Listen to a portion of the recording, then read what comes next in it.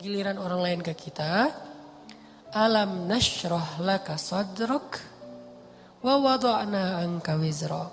Kalau kita lapang dada, ringan beban kita teh. Kenapa kadang-kadang punggung kita nih di sini tuh pundak kita rasanya kayak keras gitu kan ya. Kebanyakan pikiran. Pas kita dipijat, kenapa nih keras banget? Stres.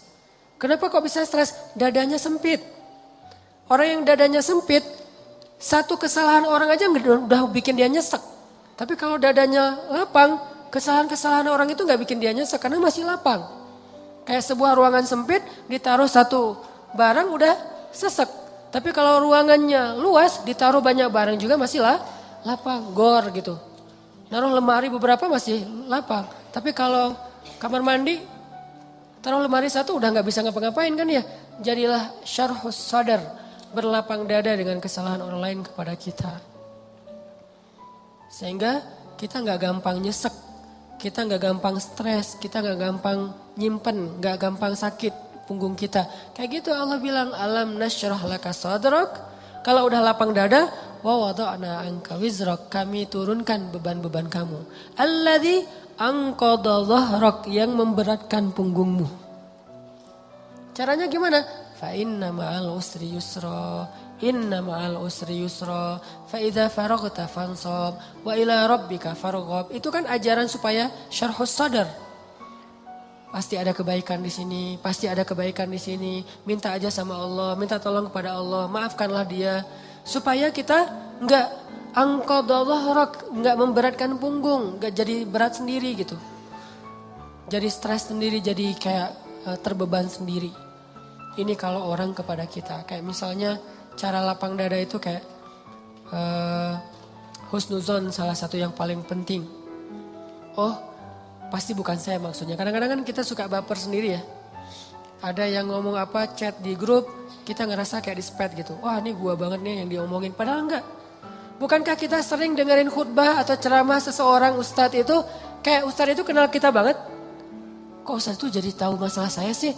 Enggak, dia enggak tahu masalah kita. Allah yang menuntun lisannya karena pengen menasihati kita lewat dia.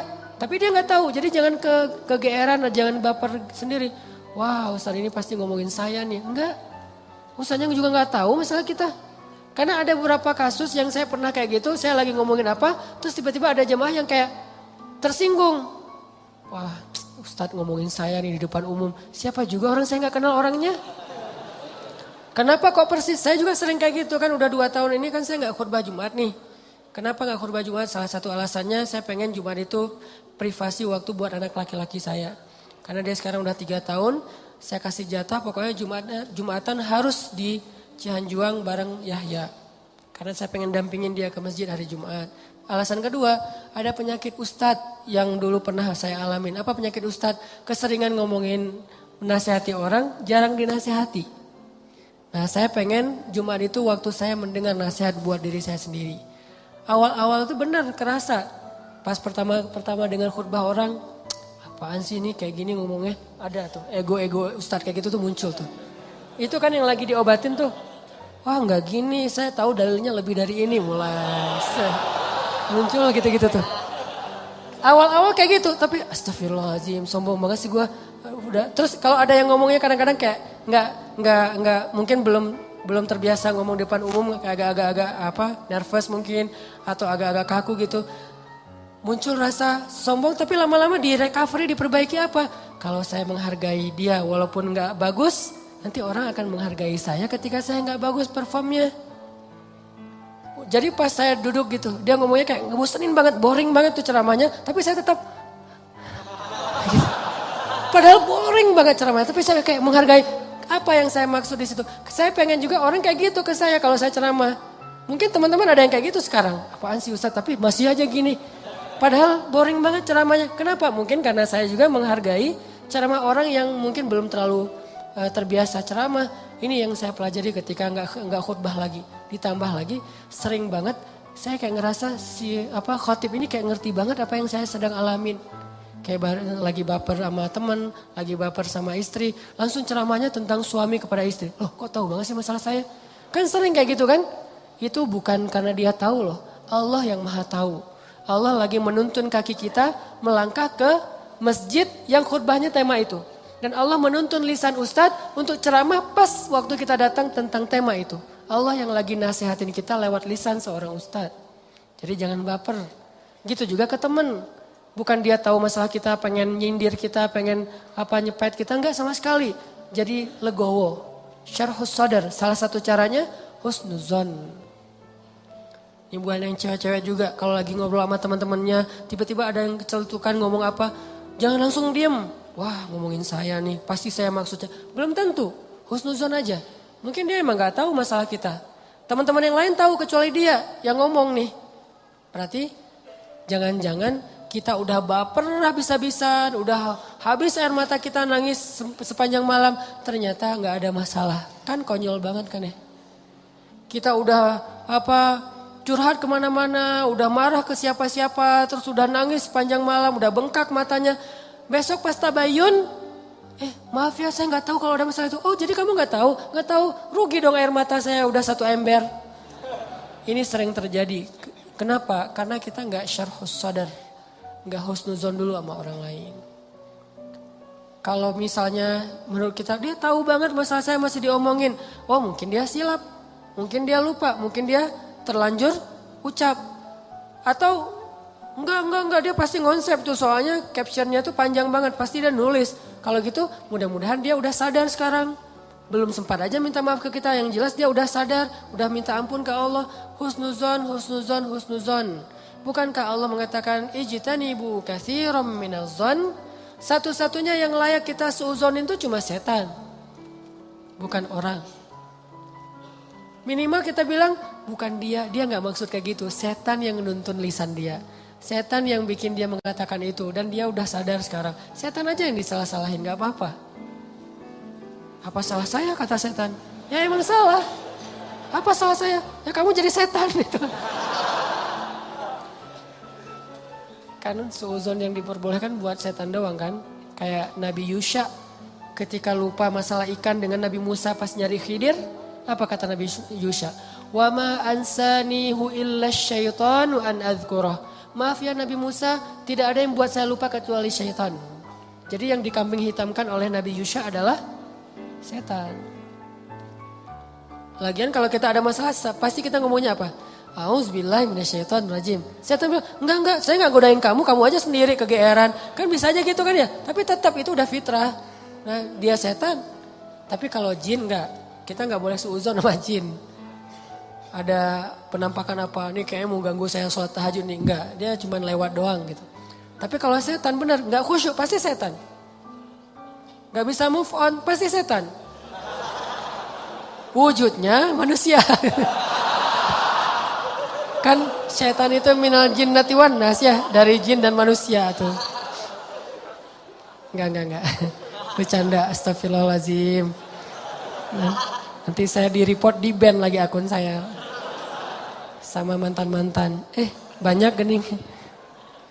Oke. Dari orang ke kita, syarhus sadar. Cara syarhus sadar, lapang dada gimana? Husnuzon. Dan ini gak bisa sekaligus, teman-teman saya juga masih belajar husnuzon. Oh mungkin. Iltamis li akhika alfa uzrin. Cari 1000 alasan buat saudara kamu. Kalau gak bisa gitu minimal cuek. Arti cuek gak usah dipikirin. Gak usah dibahas. Kadang-kadang ngebahas satu masalah sebetulnya cara lain buat setan untuk bikin kita gak pernah bisa selesai dengan masalah itu. Terus aja dibikin berlarut-larut. Kayak ada teman kita habis ada masalah sama temannya yang lain. Gak usah dibahas sama kita. Kemarin gimana masalahnya udah beres? Jangan ditanya, udah aja lupain. Begitu kita tanya dia akan bilang lagi. Ya tuh gak apa kemarin dia masih ngomongin saya. Oh gitu, terus kita pancing-pancing lagi tuh. Harapannya apa? Niat kita pengen empati. Padahal itu bukan empati itu. Pengennya kita berpihak sama dia. Itu gak berpihak. Tahu gak apa arti namimah atau mengadu domba? Kata Nabi, la yadkhulul jannah an-nammam. Gak akan masuk surga orang yang suka mengadu domba. Gak akan masuk surga. Nah adu domba itu ada 2 teman-teman.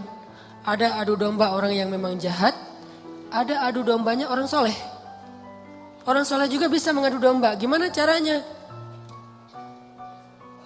Kalau orang yang gak soleh mengadu domba, dia sengaja membuat fitnah di antara dua orang sehingga mereka jadi baperan, jadi putus silaturahim. Ini gak soleh.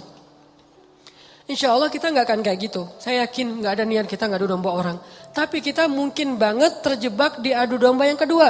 Adu dombanya orang soleh nih. Gimana ngadu dombanya? Nih saya kasih contoh. Si A ngomongin si B di depan kita.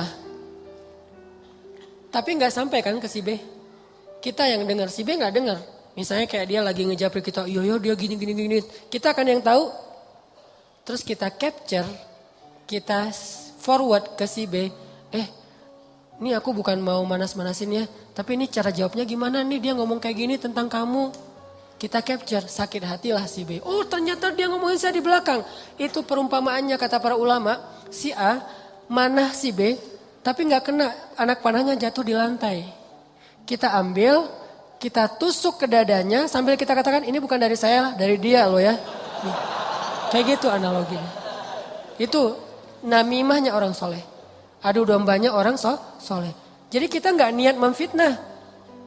Kita niat pengen menyampaikan kebenaran, kita lagi empati, pengen tabayun. Gak usah tabayun kepada korban, tabayunnya kepada pelaku. Apa bukti kamu ngomong kayak gitu? Gitu, nanya ke pelaku. Jangan, bener gak yang dia omongin? Jangan, salah nih. Konsep tabayun itu bukan kepada korban yang dibicarain, kepada yang ngebicarain. Jadi kayak ada teman kita yang ngomong hal-hal yang gak benar, tanyanya balik ke dia. Apa bukti kamu ngomong kayak gitu? Kalau benar, gak usah disampaikan. Kita kebalik, dia ngomongin kamu kayak gini, benar gak? Nah, ini konsep tabayun yang akhirnya bukan tabayun jadinya, namimah. Udah jatuh tuh anak panah di lantai, kita ambil, kita tusuk. Ini bukan dari saya ya, dari dia. Dia terus ketusuk, makasih ya kamu udah nyampain anak panah ini ke saya. Dia emang gak bener nih orangnya. Padahal yang nusuk bukan dia loh, orang ini nih. Kan kita kadang-kadang kayak jadi akrab gitu dengan orang yang sering ngebukain sebuah masalah ke kita kan. Walaupun bikin kita bete, kita anggap dia kayak setia banget, berpihak banget sama kita, empati banget. Enggak, ini salah. Enggak kayak gini caranya. Harusnya kita bilang, kalau kamu tahu itu enggak nyaman buat saya, jangan disampaikan. Gitu harusnya. Tapi dia ngomongin kamu, biarin aja dia ngomongin. Yang penting kan saya enggak dengar, sehingga saya enggak sakit hati ke dia. Mudah-mudahan Allah maafin dia, kan selesai. Justru gara-gara kamu sampaikan ke saya jadi sakit hati ke dia. Allah enggak maafin dia, Allah enggak maafin saya nih. Putus silaturahim kita berdua, kamu nih pelakunya nih. Kok jadi saya sih? Ya kamu, rame perang segitiga. Kan ini yang terjadi kan selama ini. Ini lebih realistis menurut saya daripada namimah yang memang niatnya jelek buat saya sih. Saya husnuzon sama kita semuanya. Gak ada lah niat kita jelek pengen memfitnah orang, gak. Tapi seringnya kita terjebak tanpa kita sadari. Justru karena kejujuran kita, karena keakraban kita dengan teman kita. Jadi kita ngebuka hal-hal yang dia gak perlu dengar. Itu sering banget kayak gitu. Saya juga kadang kayak gitu. Misalnya ada yang bicara apa tentang istri saya nggak suka tuh. Dia bicarain istri saya gini misalnya depan temennya ngasih tahu ke saya. Terus saya kan jadi sakit hati sama orang itu ya. Saya juga ngasih tahu ke istri saya lebih sakit hati lagi sama dia. Ini salah, dia salah, saya salah. Harusnya saya diem aja. Papa udah tahu kan masalah ini, kenapa nggak kasih tahu ke mama? Karena papa berharap mama nggak tahu. Tapi daripada mama tahu dari orang lain, ya berarti orang itu yang salah, bukan papa. Kenapa dia ngasih tahu ke mama? Kan gitu kan? Jangan sampai ya Pak, mama tahu dari orang lain. Jadi kalau ada yang kayak gini-gini harus papa yang ngomong ke mama. Enggak, itu salah konsepnya. Enggak boleh kita menyampaikan sebuah informasi walaupun benar, apalagi belum tentu benar. Walaupun benar kepada orang yang kalau dia dengar dia akan sakit hati atau sedih. Enggak boleh. Diamin aja. Kalau ada hal yang enggak benar, kita yang mengklarifikasi. Enggak kayak gitu. Saya kenal dia gitu. Jangan biarkan dia tahu masalah ini. Kalau terlanjur tahu, berarti ada orang yang gak tahu konsep namimah level 2. Namimah level 1 emang gak ada niat baik. Namimah level 2 justru karena niat baik. Kan saya pernah bilang, ternyata banyak hadis palsu itu mulai munculnya lewat siapa? Viralnya itu gara-gara ulama-ulama yang soleh. Jadi banyak riwayat hadis palsu itu diantara para ulama yang soleh loh. Bukan sengaja pengen memalsukan hadis. Kenapa? Karena ulama soleh ini terlalu husnuzon. Misalnya nih, ada yang datang ngomong ke saya, Ustadz, saya pernah mendengar hadis gini. Saya sebagai Ustadz, oh gitu? Ya, saya gak pernah curiga kalau dia itu gak jujur. Atau kalau dia itu dengarnya nggak utuh, sehingga saya meriwayatkan lagi. Orang dengarnya dari saya juga nggak curiga kalau saya akan main-main dengan hadis kan, sehingga tersebarlah hadis palsu. Bukan karena ada orang yang jahat, ada memang sebagian hadis palsu gara-gara penjual pedagang. Biasanya hadis palsu itu pedagang, penguasa dan ulama. Ini 3 penyebab hadis palsu. Pedagang pengen ngelarisin barang dagangan. Siapa yang memakai jubah atau sorban 7 meter di hari Jumat, maka dia akan mendapatkan dijauhkan dari api neraka 7 kali langit dan bumi. Untuk jualan sorban 7 meter. Siapa yang makan buah ini maka dibebaskan dari sihir. Dia jualan buah itu. Ini bisa muncul hadis palsu dari penguasa. Siapa yang mengangkat seorang penguasa yang kayak gini maka Allah melaknat dia. Gara-gara apa? Saingan politik. Ulama menyebarkan hadis palsu kenapa? Karena nggak pernah berpikir orang akan bermain-main dengan hadis Nabi. Sehingga dia percaya aja kepada orang itu.